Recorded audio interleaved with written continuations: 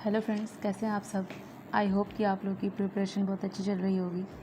Loco pilot के जो zone change करने वाले ऑप्शन थे, आप लोग ने सही डिसीज़न लेकर जोन चेंज कर दिया होगा। अब प्रिपरेशन करने की बारी है, तो मैंने सोचा कि ये प्रैक्टिस सेट आप लोग के साथ शेयर किया जाए।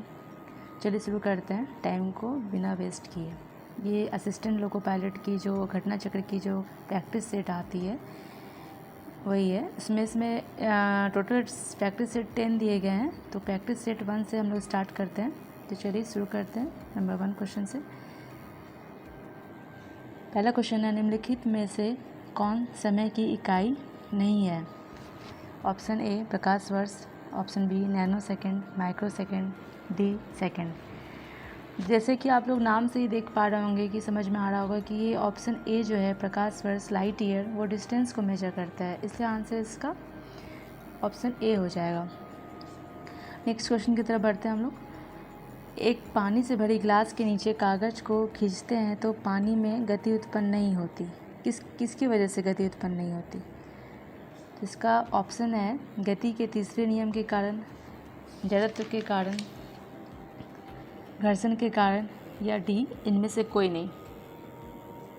तो हम लोग को पता है कि जब इनर्शिया ऑफ रेस्ट होता है तो उसमें जब इनर्शिया ऑफ रेस्ट में जब मोशन क्यों नहीं होता, इनर्शिया ऑफ रेस्ट जब रहता है कोई भी सामान या वाटर, तो उसमें जड़त्व के कारण उसमें उसमें मोशन कोई भी प्रोड्यूस नहीं होता, इसलिए इसका आंसर बी होगा, ऑप्शन बी। नेक्स्ट क्वेश्चन की तरफ बढ़ते हैं हम लोग। यदि पृथ्वी की त्रिज्या को 1% घटा दिया जाए तो जी पर क्या प्रभाव पड़ेगा।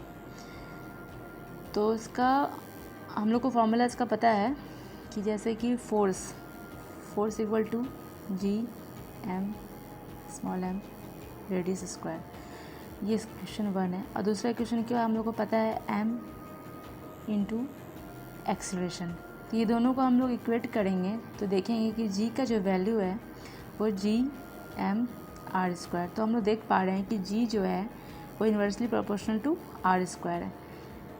तो इसका मतलब यही हुआ कि जब हम लोग रेडियस को घटाएंगे तो ग्रेविटी बढ़ेगा, और ग्रेविटी जी का वैल्यू बढ़ेगा, और जब इसको बढ़ाएंगे रेडियस यानी त्रिज्या, तो जी का वैल्यू घट जाएगा। तो उसके अकॉर्डिंग हम लोग का आंसर क्या हो जाएगा, ऑप्शन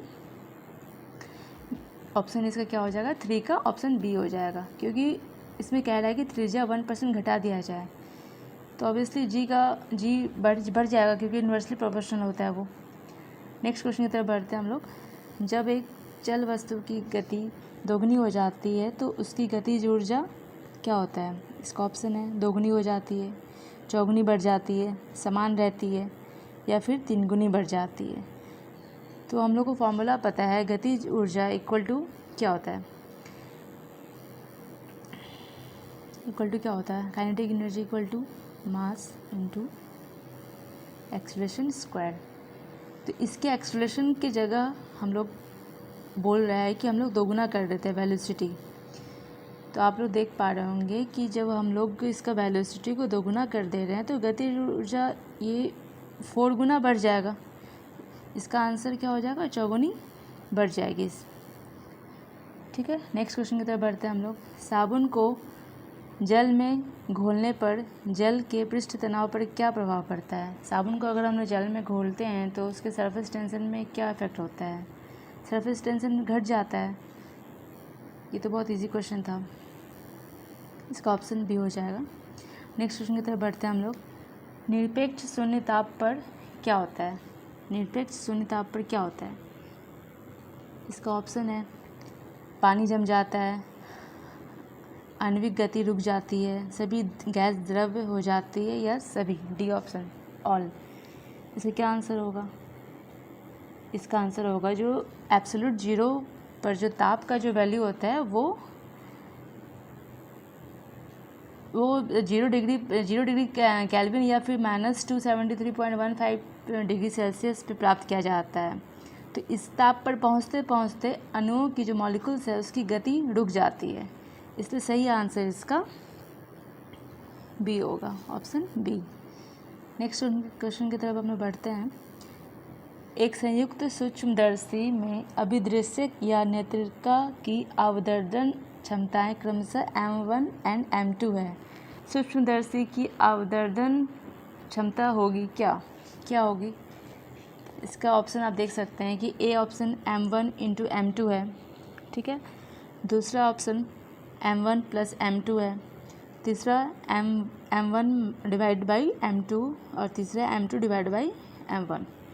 तो इसका आंसर हम लोग को पता है कि इसका आंसर एक संयुक्त सूक्ष्मदर्शी में अभिदृश्यक एवं नेत्रिका की अवदर्शक क्षमताएं क्रमशः वो M1 इंटू M2 होती है।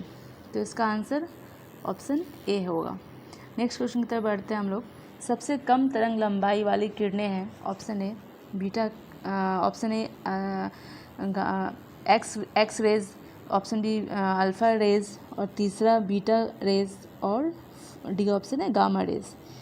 सबसे कम जो हम लोग को पता है कि एक्स रेज की वैल्यू होती है, कितना होता है? एक्स रेज की वैल्यू होती है 100, ये इसकी वैल्यू होती है। अल्फ़ा की वैल्यू होती है, अल्फ़ा की जो वैल्यू होती है वो ऑलवेज ग्रेटर होती है बीटा से, ठीक है। और बीटा की जो वैल्यू होती है वो ऑलवेज गामा से ग्रेटर देन होती है, ठीक है। तो इससे हम लोग इसके जो वैल्यू से हम लोग देख सकते हैं कि सबसे जो कम तरंग वाली किरणें वो क्या है? सबसे तरंग वाली किरणें वो है ऑप्शन डी गामा किरणें। गामा किरणें जो है वो सबसे कम होती है, वो बीटा किरणें से भी कम उसकी फ्रीक्वेंसी रहती है, ठीक है। नेक्स्ट क्वेश्चन की तरफ हम लोग बढ़ते हैं। लाउड स्पीकर में ऊर्जा परिवर्तन होता है। जब लाउड स्पीकर हम लोग बजाते हैं तो उसमें हम लोग एनर्जी किस में कन्वर्ट होता है? ध्वनि से यांत्रिक और यांत्रिक से विद्युत ऊर्जा में, विद्युत से यांत्रिक और यांत्रिक से ध्वनि ऊर्जा में, ध्वनि से विद्युत और विद्युत से ध्वनि ऊर्जा में, या ऑप्शन डी यांत्रिक से ध्वनि ऊर्जा में लाउड स्पीकर। तो इसको हम लोग खुद एनालाइज करके ये इसका आंसर हम लोग पता कर सकते हैं कि इसका आंसर क्या होगा। ध्वनि से विद्युत और विद्युत से ध्वनि ऊर्जा में, इसका आंसर हो जाएगा सी, ध्वनि से विद्युत और विद्युत से ध्वनि ऊर्जा में। नेक्स्ट क्वेश्चन की तरफ हम बढ़ते हैं। क्रमशः 3 ओम एंड 6 ओम के प्रतिरोध सीरीज़, ये रेजिस्टेंस का वैल्यू, ये करंट का वैल्यू दिया हुआ है, ठीक है। इसमें 18 वोल्ट की वोल्टेज है, बैटरी से जुड़ी हुई है, जिसका जो कनेक्शन है वो प्रतिरोध सीरीज़ यानी सीरीज़ में है वो, ठीक है। तो इसका फॉर्मूला हम लोग को पता है, सीरीज़ में जब भी रहता है तो हम लोग कैसे निकालते हैं वैल्यू? रेजिस्टेंस का value R equal to R1 plus R2 है, इस तरह से हम लोग निकालते हैं, ठीक है।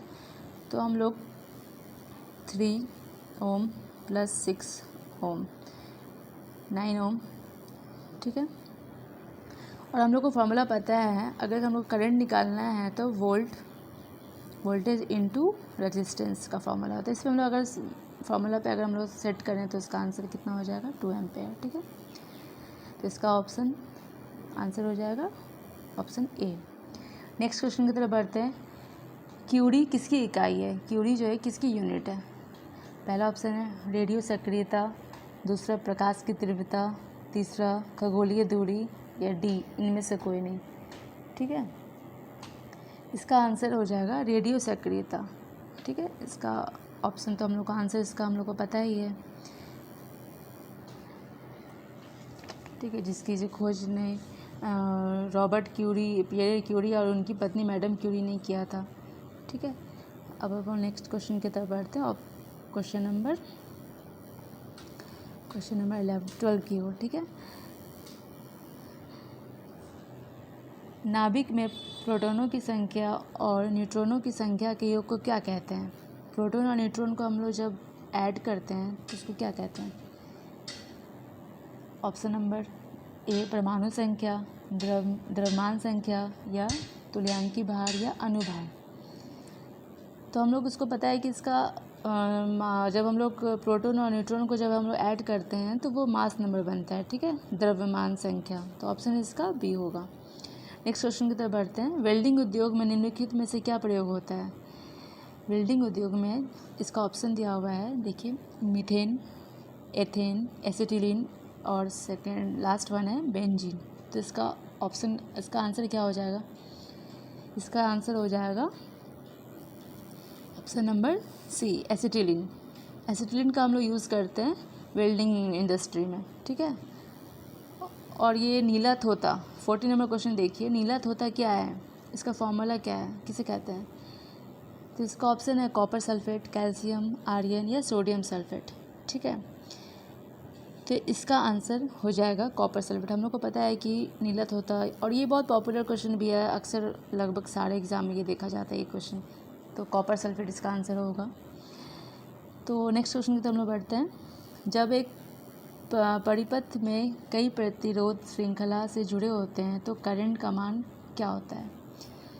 ठीक है, तो हम लोग से ये पूछा जा रहा है, जब एक इसका ऑप्शन है बढ़ता है, आधा हो जाता है या कम हो जाता है, एक ही रहता है। तो किरचॉफ्स लॉ हम लोग पढ़े हैं, तो उसके अनुसार क्या होता है, जब भी कोई प्रतिरोध श्रृंखला में संयोजित होने पर उसका जो धारा का जो मान होता है, करंट का जो मान होता है, ठीक है, वो क्या हो जाता है, वो एक ही रहता है, सेम रहता है, वो चेंज नहीं होता है, ठीक है। तो इसका सही आंसर क्या हो जाएगा? डी होगा इसका सही आंसर। नेक्स्ट क्वेश्चन की तरफ हम लोग बढ़ते हैं। कोशिका गतिविधियाँ नियंत्रित की जाती है किसके द्वारा? कोशिका जो न्यूक्लियस की जो हम लोग सेल की जो गतिविधियाँ हैं उसको कैसे कंट्रोल किया जाता है, किसके द्वारा? इसका ऑप्शन है क्लोरोप्लास्ट के द्वारा, माइटोकॉन्ड्रिया के द्वारा, साइटोप्लाज्मा के द्वारा या फिर न्यूक्लियस के द्वारा। तो इसका आंसर क्या होगा? तो इसका आंसर न्यूक्लियस के द्वारा होगा, क्योंकि न्यूक्लियस के द्वारा ही कोशिका की जितनी भी एक्टिविटी है उसको कंट्रोल किया जाता है। तो इसका आंसर डी हो जाएगा, ठीक है। नेक्स्ट क्वेश्चन की तरफ मूव करते हैं। हेमोफीलिया एक आनुवांशिक रोग है जिसका परिणाम क्या होता है? जैसे हेमोफीलिया जो हेरिडिटी डिजीज़ होता है या फिर किसी को हेमोफीलिया डिजीज़ होती है तो उसका क्या रिजल्ट होता है, क्या उसके कारण होता है? ऑप्शन ए देखिए, अंधापन, हेमोग्लोबिन की कमी, सीटोमेज्म या रक्त का नहीं जमना।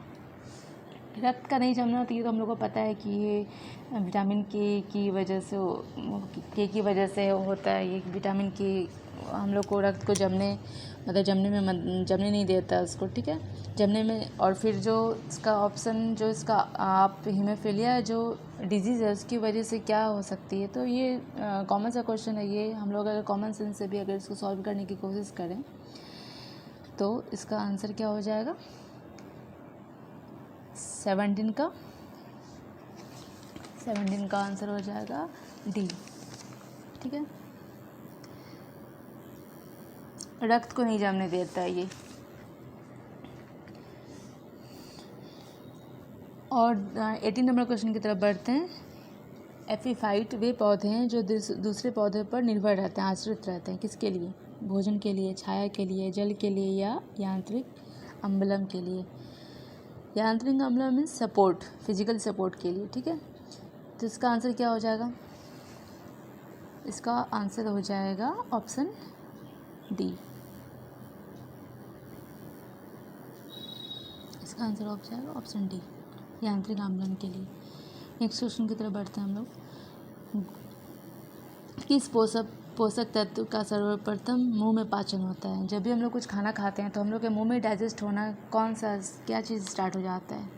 Option A protein, option B carbohydrate, option C वसा, ऑप्शन डी विटामिन, ठीक है। तो इसका आंसर क्या हो जाएगा? इसका आंसर हो जाएगा विटामिन। विटामिन जो होता है ना वो मुंह में डाइजेस्ट होना स्टार्ट हो जाता है, मुंह से स्टार्ट हो जाता है, ठीक है। नेक्स्ट क्वेश्चन की तरफ बढ़ते हैं। गुर्दों की संरचना एक कार्यात्मक यूनिट है। इसका ऑप्शन है न्यूरॉन, नेफ्रॉन, मेडुला या इनमें से कोई नहीं। तो इसका आंसर न्यूरॉन तो होगा नहीं, और मेडुला हम लोग को पता है ये होगा नहीं, और नेफ्रॉन ही होता है, किडनी का जो यूनिट होता है नेफ्रॉन ही कहा जाता है उसको, इसलिए इसका आंसर बी हो जाएगा, ठीक है। नेक्स्ट क्वेश्चन की तरफ बढ़ते हैं। निम्नलिखित में से कौन सा कार्य गुर्दे का नहीं है? कौन सा कार्य गुर्दे का नहीं है? रक्तचाप का नियम या फिर एंटीबायोटिक्स का स्राव, मूत्र को बाहर करना, या शरीर के तरलों की अम्लता का नियम। इस चारों में से क्या आंसर होगा?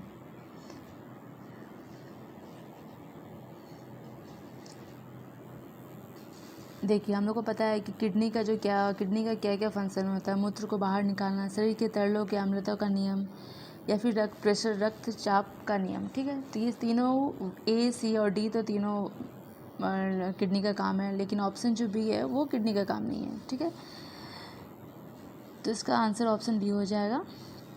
नेक्स्ट क्वेश्चन की तरफ हम बढ़ते हैं। मानव रक्त का पीएच का मान लगभग कितना है?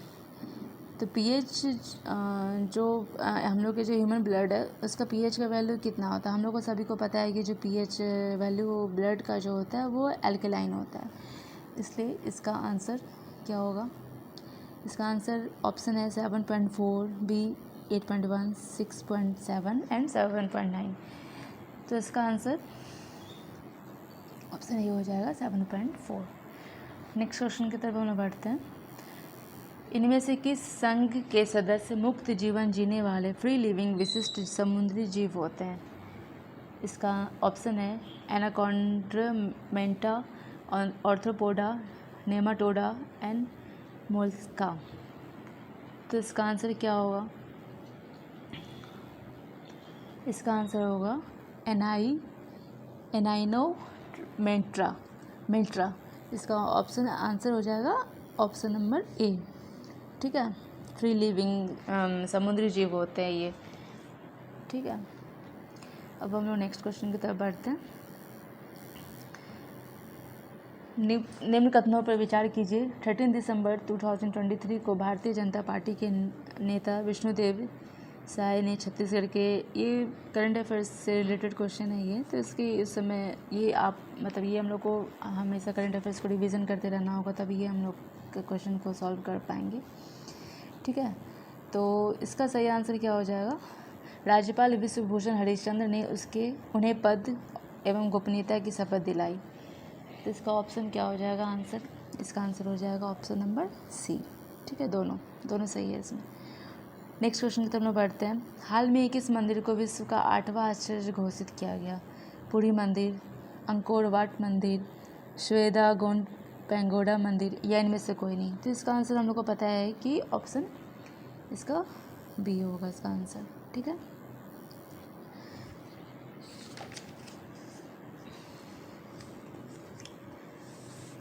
नेक्स्ट क्वेश्चन की तरफ हम लोग बढ़ते हैं।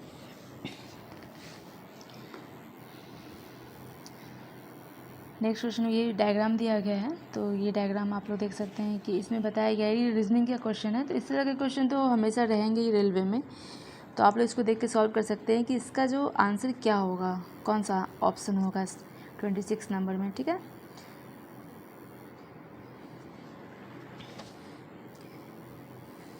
तो इसका आंसर क्या हो जाएगा?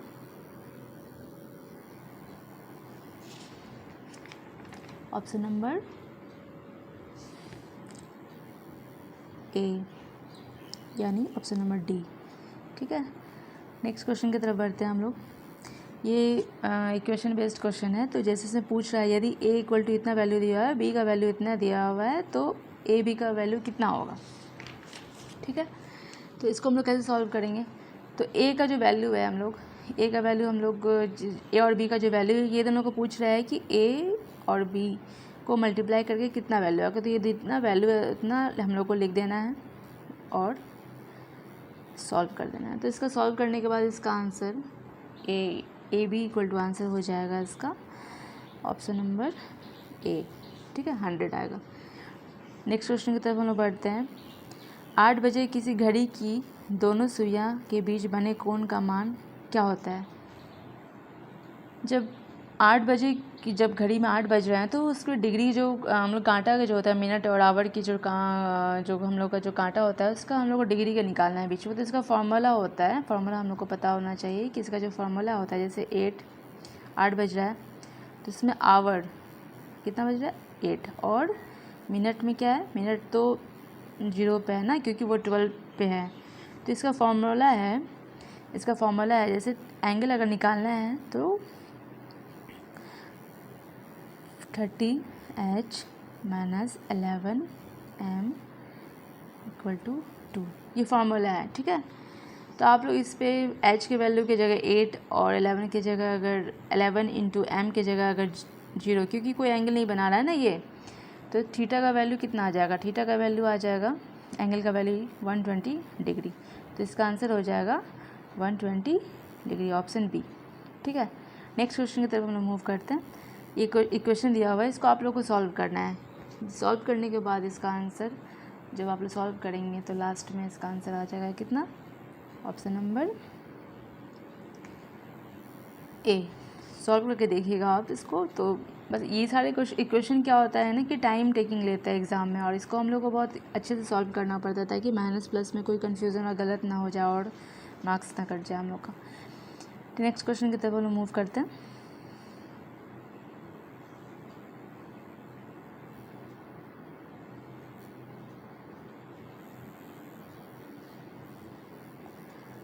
नेक्स्ट क्वेश्चन की तरफ हम मूव करते हैं।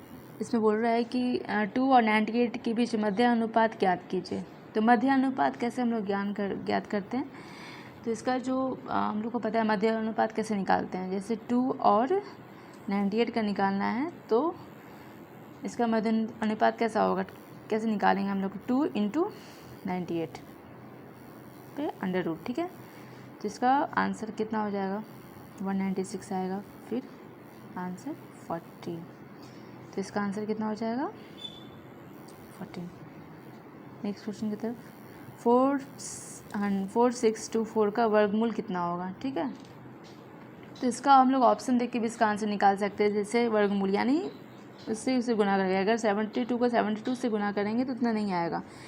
अगर हम लोग 68 को गुना करते हैं 68 से, ठीक है, 68 को गुना करते हैं हम लोग 68 से तो कितना आ जाएगा, 4624 इसका आंसर। तो इसका आंसर हो जाएगा कितना, डी, ठीक है। पूछ रहा है कि एक वर्गाकार खेत का क्षेत्रफल 196 वर्ग मीटर है, तो इसकी प्रत्येक भुजा की लंबाई कितनी होगी, ठीक है। तो जब एरिया दिया हुआ है, ठीक है, एक वर्गाकार खेत यानी एक क्यूब दिया हुआ है, ठीक है, ए का वैल्यू कितना दिया हुआ है इसमें, 196, ठीक है। तो इसमें हम लोग को पता है कि जब हम लोग एरिया निकालते हैं तो क्या होता है, एरिया कैसे निकलता है। अगर मान लीजिए हम लोग को अगर हम लोग को साइड निकालना है, ठीक है, मान लो ए साइड है, ठीक है, ए साइड ठीक है, ए साइड है, ठीक है।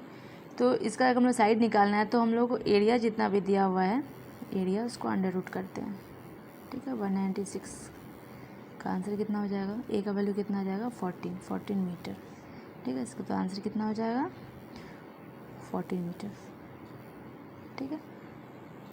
नेक्स्ट क्वेश्चन की तरफ हम लोग बढ़ते हैं। नेक्स्ट क्वेश्चन देखिए, एक केमिकल इक्वेशन का क्वेश्चन है ये।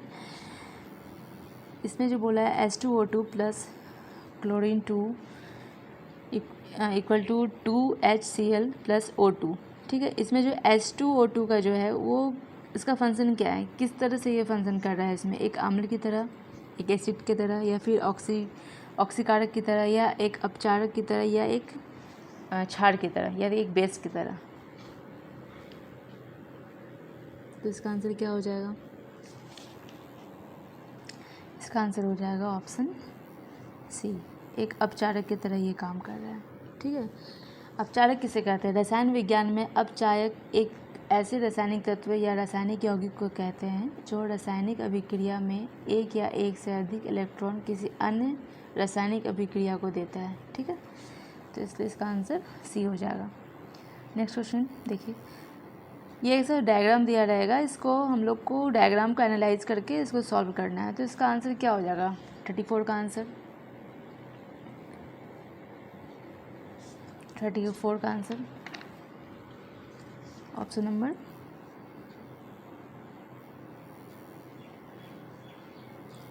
डी, ठीक है, ये हो जाएगा ये वाला। चलिए नेक्स्ट क्वेश्चन की तरफ बढ़ते हैं हम लोग। ये टाइम एंड वर्क का क्वेश्चन है। ए और बी किसी काम को 12 दिन में पूरा करते हैं। ए को कार्य पूरा करने होने पे वो कुछ दिन पहले कार्य छोड़ देता है काम को। इसी कारण से कार्य को पूरा करने में 16 दिन लग गए। यदि अकेला ए इस काम को 21 दिन में पूरा करता है तो काम को ख़त्म होने में कितने दिन पहले ए छुट्टी पर चला गया था। ये कंसेप्चुअल क्वेश्चन है। इसको अगर आप लोग सॉल्व करें तो जैसे इसमें क्या बोला गया है कि ए जो है अकेला कितने दिन में काम करता है, 21 डेज़ में, ठीक है। और ए और बी जो है उसी काम को कितने दिन में करता है, 12 दिन में करता है, ठीक है। तो टोटल काम कितना हो गया, टोटल वर्क कितना हो गया, टोटल वर्क हो गया 12।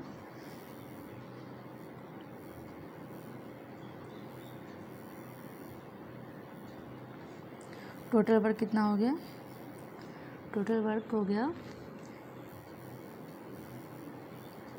ठीक है। अगर इसका एलसीएम लेंगे तो कितना होगा, एलसीएम 84 होगा, ठीक है। तो एक दिन का जो काम होगा, जो ए का काम होगा एक दिन का कितना होगा, ए का एक दिन का काम कितना होगा। 12 को 84 से डिवाइड करेंगे तो कितना आता है, 4, ठीक है।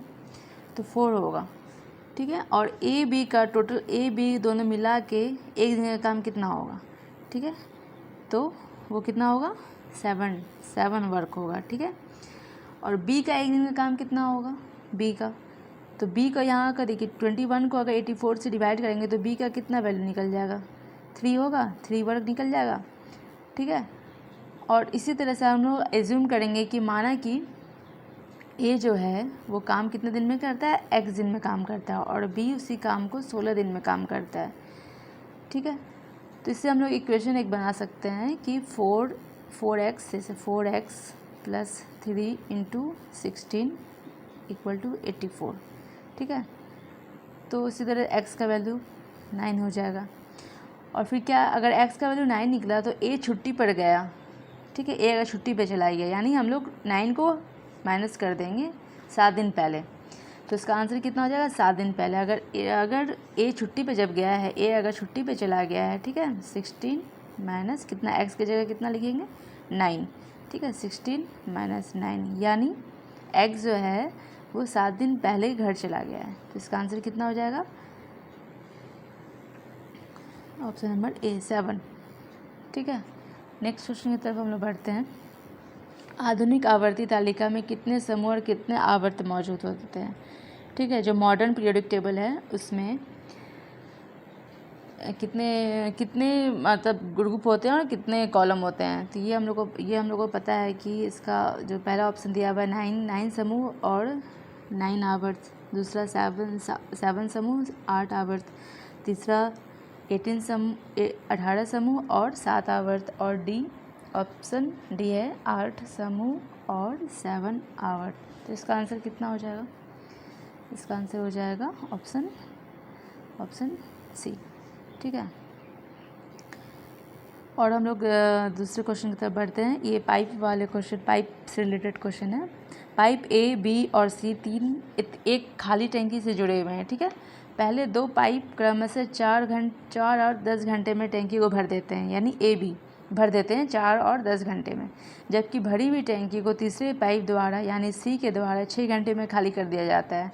यदि सभी 3 पाइप टैंकी का 3/5 भाग भरा होने पर एक साथ खोलते हैं तो टैंकी को भरने में कितने समय लगेंगे।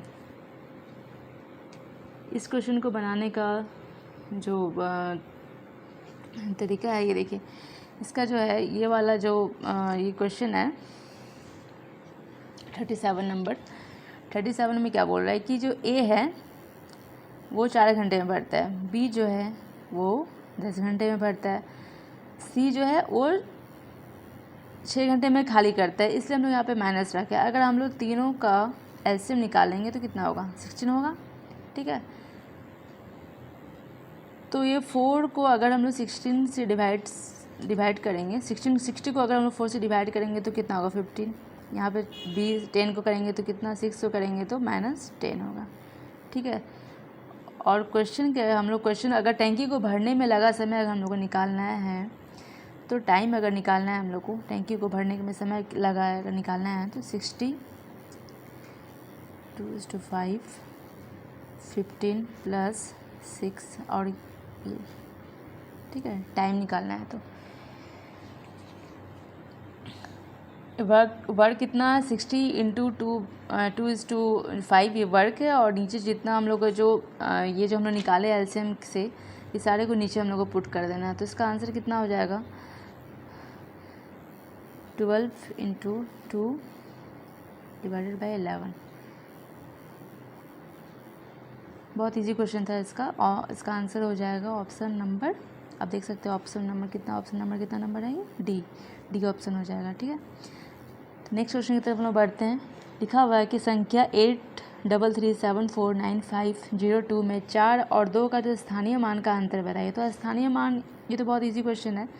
स्थानीय मान कैसे निकालेंगे हम लोग, जैसे 83374950 है ना, तो 2 का स्थानीय मान क्या होगा यहाँ पे, ठीक है, 2 का स्थानीय मान ये यूनिट पे है तो 2 होगा, और 4 का स्थानीय मान 4 × 1,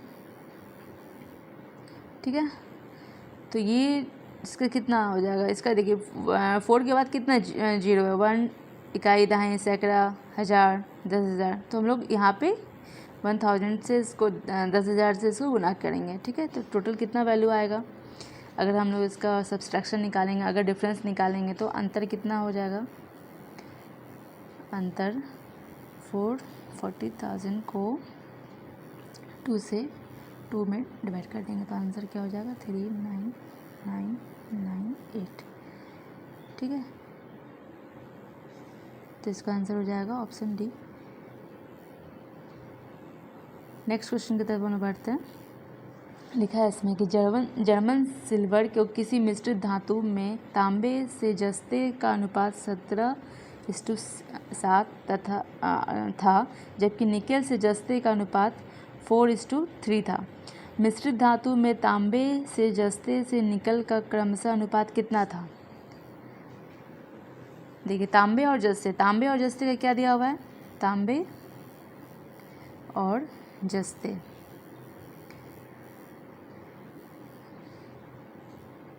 कितना दिया हुआ है इसका, 17:7 दिया हुआ है। ठीक है, अकॉर्डिंग टू क्वेश्चन। ठीक है, फिर और निकेल प्लस जस्ते, ठीक है, इसका कितना दिया है, 4:3 दिया हुआ है। ठीक है, अब हमें निकालना क्या है, तांबे, ठीक है, तांबे, जस्ते और निकल का। ठीक है, तो इसको हम लोग लिख सकते हैं इस तरह से, 17:7 और 3:4। ठीक है, तो इसको हम लोग अगर सॉल्व करेंगे तो इसको हम लोग इक्वेशन को इस तरह से लिख सकते हैं,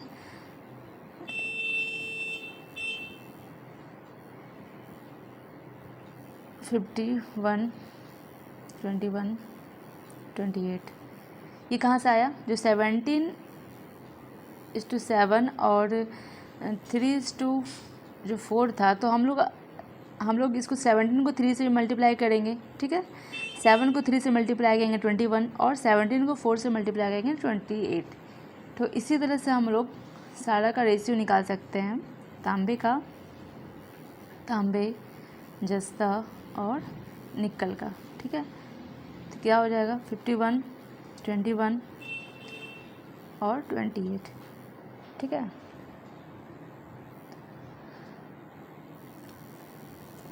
इस सेट में इतना ही, 39 क्वेश्चन है, क्योंकि वीडियो बहुत लंबा हो रहा था और टाइम बहुत ज़्यादा लग रहा था, इसलिए हम लोग नेक्स्ट जो इसके बाकी जो बचे हुए क्वेश्चन हैं हम लोग नेक्स्ट वीडियो में कंप्लीट करेंगे। वीडियो आप लोग देखने के लिए बहुत बहुत थैंक यू, और तैयारी आप लोग करते रहें। Thank you guys.